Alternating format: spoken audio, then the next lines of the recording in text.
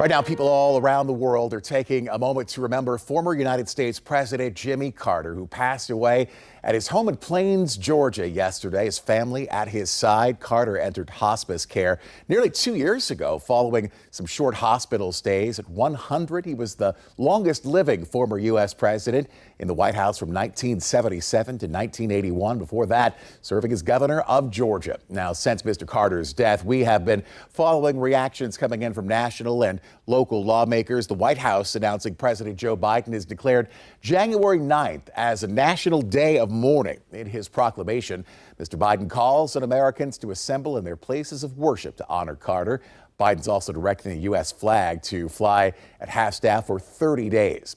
Virginia Governor Glenn Youngkin released a statement shortly after the news broke, saying Mr. Carter served our country in the Navy as a Georgia state senator and as governor of Georgia. Youngkin says we're praying for the Carter family during this difficult time, adding his faith was always inspiring to others.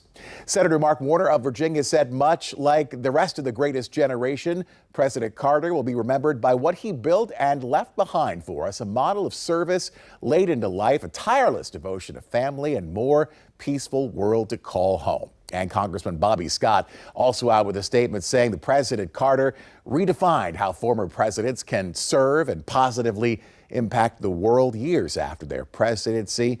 Scott says his accomplishments as president will live on, but so will his vast contributions to society they made after his term in office.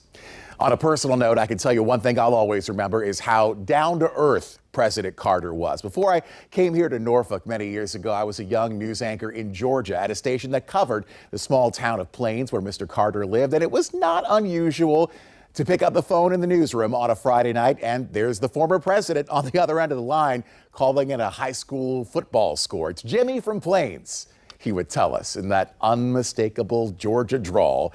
And no matter how far Mr. Carter went on the world stage, to the White House, to the Nobel Peace Prize, for so many, he will always and forever be Jimmy from Plains. And later today on News 3, our Danielle Seda is speaking with Habitat for Humanity here in Hampton Roads about Mr. Carter's impact on that organization. Look for that starting today on News 3 at 5.